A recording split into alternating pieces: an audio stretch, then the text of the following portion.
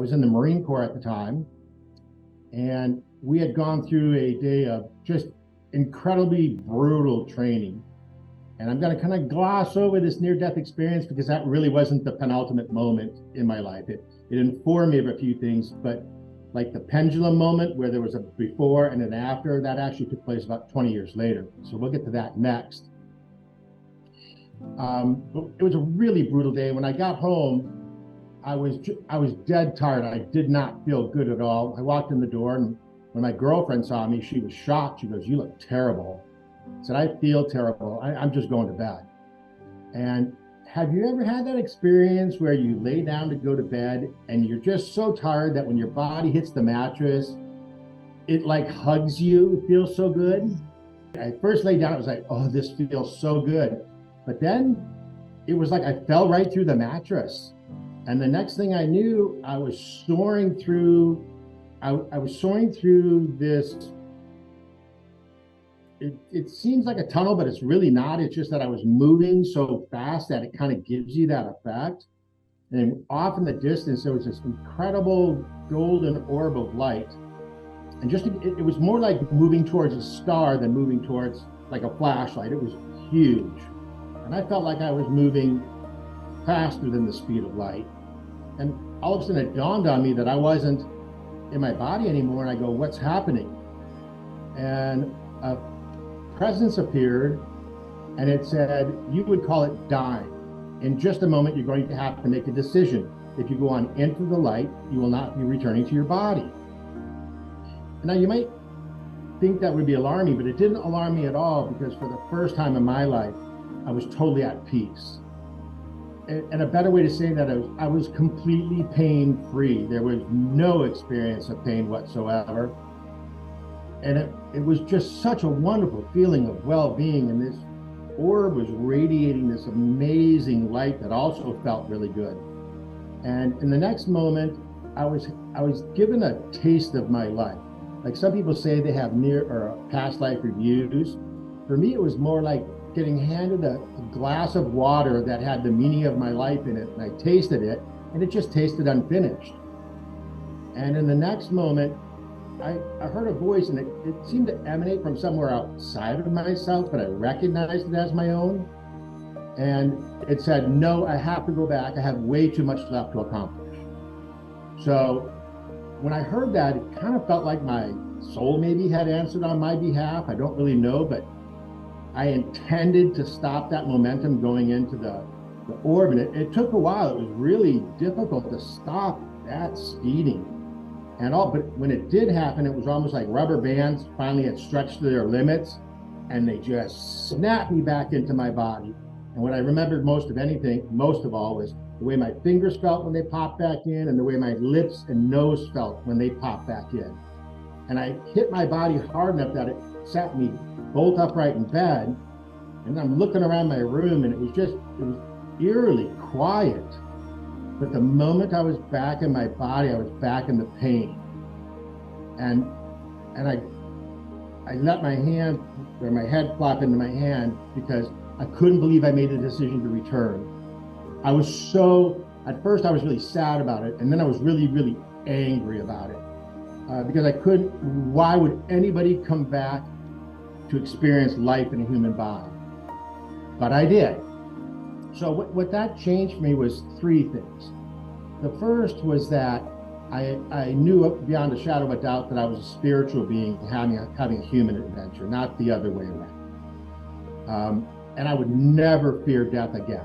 It just never played a role in my life at all. But the other thing was, I had started considering suicide when I was 10. And, all through my teens, it was that way. And what this did was, I knew that I came back for a reason, even though I didn't know what the reason was. And I'm kind of a stubborn person, I guess maybe stubborn or willful or persistent, determined, depending upon how you want to say it. And so I wouldn't let myself quit. No matter how hard it got, I wouldn't let myself quit. And my 20s were the same as my teens. It was a horrible time. It was a miserable time. So at 26 years of age, I came home from work one day to an empty apartment. Everything had been moved out. and my wife and my 2 children had left. And I was shocked. It was devastating because that was the first home I'd known since I'd left my parents' home before joining the service. And all that was left was a chair and a few books that were scattered on the floor. So I picked up one of the books, and it was Shirley MacLaine's Dancing in the Light. And when I read that book, I suddenly realized that I wasn't alone in the world.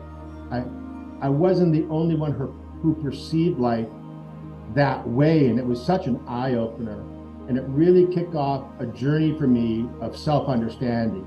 I had to know more, and I became a voracious reader, and I started meditating, and I met up with groups, and then, like I say, in my late 20s, I met a man named James Barnett, who was an expert in grief recovery.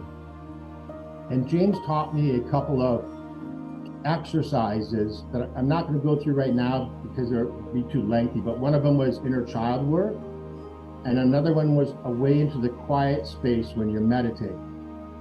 So he showed me how to do those, and I practiced daily, every day for at least a half hour for the next 10 years. Now, what that daily practice did, it was as much as anything, a presence practice. So for me, everything kind of came together my 38th year on the planet when I woke up one day. At that time, I had built a life that I thought, this is the kind of life you build to lead a happy, productive, compelling, meaningful life. And when I woke up this morning, I had the house to myself, which was really unusual. I lived with my girlfriend. We'd been together a few years.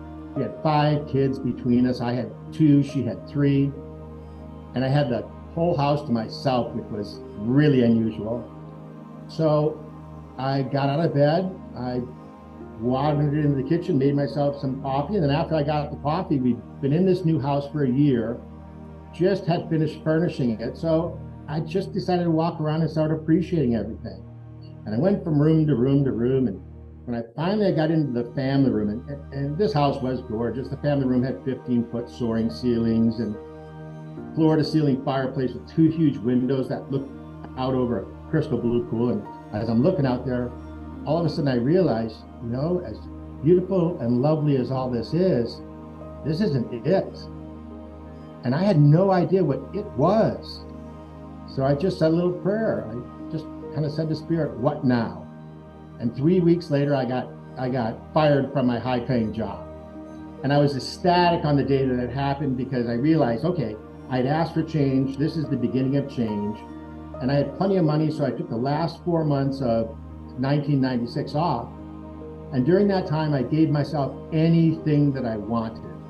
I played golf every day. I went to all the football games. I took my girlfriend on trips to the beach. We did stuff with the kids. The year before, we had a house fire, so we didn't have a Christmas. So this year I made it extra special for all the kids. And it was such a beautiful experience that by the end of December, and it's strange that I still remember this, but I sat down and meditated. I looked at my clock. It was 8 o'clock on December 28th, 1996. And when I got in that quiet space, I finally just said, I'm tired of being afraid. I don't care what you do to me. I have to know what's possible. Show me. And of course, I was speaking to Spirit. And that was all it was that day. It was a complete surrender. And then the very next day, again, it was about the same time at night. And I got in that quiet space, and all of a sudden I hear Spirit say, you and I are one. And as soon as that happened, all these voices in my head start, that's crazy, that's nuts, that's blasphemy, all the voices from my past. And I just watched, and once they quieted down, Spirit said a second time, you and I are one. And the same thing, all those voices just started screaming. And I just watched them, that's crazy, that's nuts, this is ridiculous, blah, blah, blah. And then they quieted down, and then for a third time, I heard the same thing. You and I are one. This time, ask those voices to identify themselves and follow them to their source. So I did. The voices would come out. I go, who are you? And at first, it was comical because they said, I'm you. And I'm observing them, so I know they're not me. And when I asked them to take me to their source, every one of them just started disappearing into nothingness. And all of a sudden, I was in this incredibly quiet space where I still had my individuated identity, but I also was aware of the totality of everything. And so I asked Spirit, I said, well, if you and I are one, then why don't I perceive the way you perceive? How come I'm not omniscient and omnipresent? And Spirit said, you can have that right now. Just say the word and it will be so. And in that moment, I was enveloped by this incredible matrix of light. And it extended well beyond what I could see. And when I looked up at it, I was in awe. And I realized right away that it was like a map of all the possible stories that a human being could possibly live. Or not even that a spiritual being could live. And when I saw it, it was involuntary, but the words, I looked up and I go, oh, it's like we tell ourselves a giant story, buy into it, hook, line, and sinker, and then we get to live out the stories we tell. And in that moment, I had a complete change of heart, because I knew full well, I didn't want my story to end. I just didn't like the one I was living. And so I asked Spirit, okay, well, so how do I change my story if I don't like the one that I'm living now? And right away I saw something, but I didn't know what it meant. But it was like this huge cylinder. Have you ever seen the setup of a piston inside a cylinder? And you push a piston into it.